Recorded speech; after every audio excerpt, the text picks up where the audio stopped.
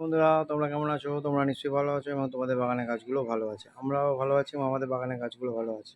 আজকে আমি যে বিষয়টি নিয়ে আলোচনা করব হচ্ছে নীল জবা। আমরা এটা নীল জবা বলে থাকি, কিন্তু আদৌ এটা নীল জবা কিনা সন্দেহ আছে। দেখতেই পাচ্ছ।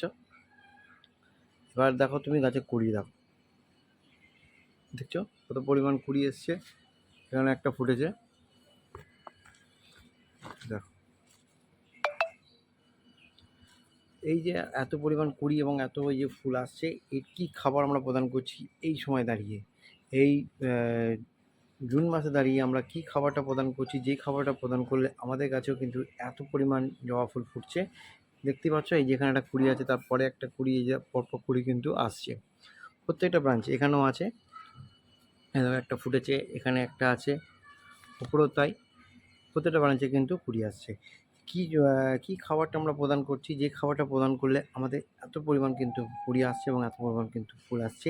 আর গাছের গ্রোথ দেখো, আমি গাছটাকে বেঁধে রেখেছি চারদিক, মানে একদম পুরো চারদিক দিয়ে পুরো গাছটাকে পুরো ছড়িয়ে যাচ্ছিল। তো এই জন্য আমি গাছটাকে বেঁধে রেখেছি। তো এই এত পরিমাণ ফুল এবং এত কুড়ি আনার জন্য আমরা কী খাবারটা প্রদান করছি, যে খাবারটা দিলে তোমাদের কাছেও কিন্তু এত পরিমাণ কিন্তু ফুল আসবে। তো চলো, দেরি না করে আমরা সেই কী খাবারটা দিচ্ছি সেটা তো অবশ্যই দেখবো। তার আগে চলো আমার বাগানে কী কী জবা ফুল ফুটেছে সেটা একবার দেখে আসি। এসে গেছি আমার বাগানে। প্রথমে তোমাদেরকে আমি ঘন্টা জবা দেখাচ্ছি, দেখো। এই বৃষ্টির সময় এই গাছটার মধ্যে একটা মানে গাছ পড়ে গেছিলো, তার জন্য এই ডালটা ভেঙে গেছে। আবার নতুন ব্রাঞ্চ আসছে, যদি আসে আবার নতুন করে এটা আপডেট হবে। তো চলো, তারপরে তোমার দেখাচ্ছি আমি নীল টগর। বুঝতে পারছো কত সুন্দর ফুল এসছে। এইবার হচ্ছে যেটা আমার বাগানের মেন মানে গাছ, সেটা হচ্ছে জবা গাছ। চলো সেই জবা গাছগুলো একটু দেখে নিই কেমনভাবে ফুল ফুটেছে। দেখো কুড়ি, দেখো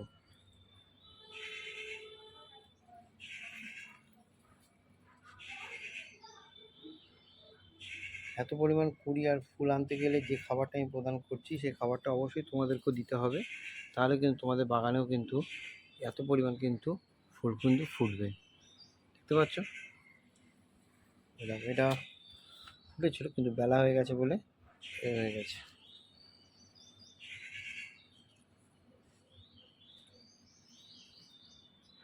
বুঝছো?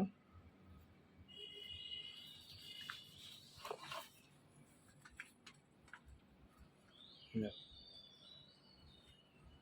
চলো আরও একটু দেখে নিই।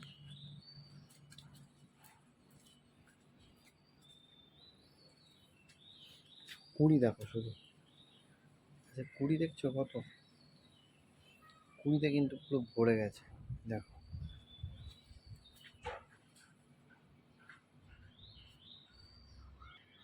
দেখতে পাচ্ছ? চলো এবার আমরা কী খাবারটা প্রদান করছি, যে খাবারটা দিলে আমাদের এত পরিমাণ কিন্তু কুড়ি এবং এত ফুল আসছে সেটা দেখে নিই। খাবারটা নিয়ে চলে এসেছি। খাবারটার সঙ্গে পরিচয় করার আগেই আমি আগে যেটা মানে যেটা বলার নয়, যে চ্যানেলটা যদি তোমাদের ভালো লাগে, যদি ভিডিওটা তোমাদের ভালো লাগে, তাহলে অবশ্যই লাইক করো, শেয়ার করো, সাবস্ক্রাইব করো। আর যদি তোমাদের যে কোনো গাছ সম্বন্ধে যদি তোমাদের জানার ইচ্ছা থাকে, তো অবশ্যই আমাকে কমেন্ট করো, তাহলে আমি উত্তর দেবো। আর যে কোনো গাছের সম্বন্ধে যদি তোমার যে কী গাছের জন্য তোমরা ভিডিও চাইছো সেটাও যদি তোমরা বলো, সেই গাছের নিয়েও আমি কিন্তু ভিডিও করব। তো চলো, আর এই খাবারটা আমরা কী কী দিচ্ছি সেটা তো অবশ্যই জানবো। তো প্রথম থেকে জানি, প্রথমে আমরা এটা জেনে যে মিডোডিপ পটাশ, এইটা হচ্ছে বাদাম খোল। কেননা সামনে বর্ষাকাল আসছে, আমরা কোনো লিকুইড খাবার আস্তে আস্তে দিতে পারবো না, তার জন্য আমরা প্রথমে এই যে বাদাম খোল নিয়েছি। আর নর্মালি আমি সর্ষে খোলটা কম দিই, বাদাম খোলটাই বেশি দিই। তো এইটা হচ্ছে বাদাম খোল 1 চামচ নিয়েছি, মিডোডিপ পটাশ নিয়েছি 1 চামচ, এটা নিয়েছি নিম খোল 1 চামচ, আর হচ্ছে ম্যাগনেসিয়াম সালফেট নিয়েছি 1 চামচ। এই হচ্ছে চারটে খাবার। এই চারটে খাবার একদম ঘরোয়া চারটে খাবার, মানে আমরা গাছ করতে গেলে যে চারটে খাবার আমাদের রাখতেই হয়, এর মধ্যেই সে কটা আছে। আলাদা করে বাড়তি কোনো খাবার নেই। এই সময় দাঁড়িয়ে আমরা এই যে এই চারটে খাবার যদি আমরা গাছকে দিতে পারি, তাহলে কিন্তু গাছে প্রচুর পরিমাণে কুঁড়ি এবং ফুল আসবে। তার সাথে সাথে সামনে বর্ষাকাল আসছে, গাছের বৃদ্ধিও হবে। প্রথমে কী করতে হবে, এই চারটে খাবারকে আমরা কিন্তু সুন্দর করে কিন্তু একে অপরের সঙ্গে মিক্স করে নেব। এবার আমাদের জানতে হবে, এই 1 চামচ করে যে খাবারটা আমরা নিয়েছি, এই 1 চামচ করে খাবারটা আমরা কত ইঞ্চি টবের জন্য আমরা দিচ্ছি। এটা হচ্ছে আমরা 10 থেকে 12 ইঞ্চি টবের জন্য আমরা খাবারটা বানিয়েছি। এবার আমার রয়েছে হচ্ছে 20 লিটার জারের মধ্যে, সেটা আমার মোটামুটি 12 ইঞ্চি টবই হয়ে যাবে। তোমরা যদি 10 থেকে 12 ইঞ্চি টবের জন্য বানাও, তাহলে কিন্তু এই 1 চামচ করে দিলেই যথেষ্ট।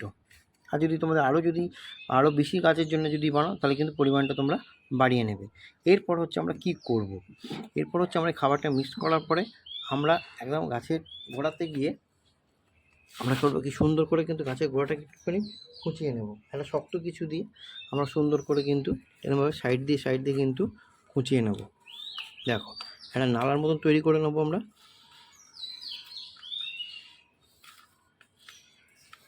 আর এই সময় সামনে বর্ষাকাল আসছে, মাটি কিন্তু ওয়েল ড্রেনেজ হতে হবে।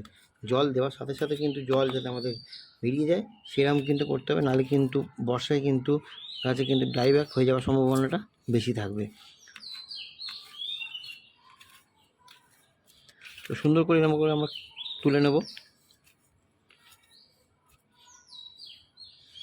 এবার হাতে করে এরকমভাবে সুন্দর করে একটা নালা তৈরি করে নেব।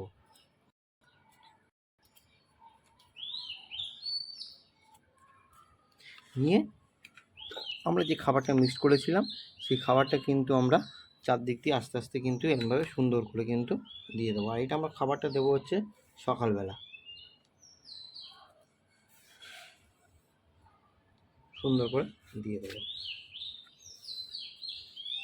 দেখো এরকমভাবে কিন্তু সুন্দর করে আমরা খাবারটা কিন্তু চারদিক দিয়ে দিয়ে দেবো। দিয়ে আবার আমরা কিন্তু মাটিটাকে এরকমভাবে সুন্দর করে কিন্তু চারদিক দিয়ে কিন্তু দিয়ে দেবো।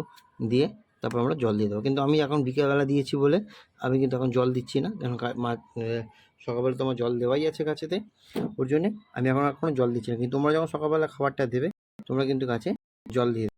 তো এরমভাবে এই খাবারটা প্রদান করবে। করে এই খাবারটা তোমরা করবে কি 10 দিন অন্তর, খাবারটা তোমরা করবে কি 10 দিন অন্তর কিন্তু একবার করে দেবে।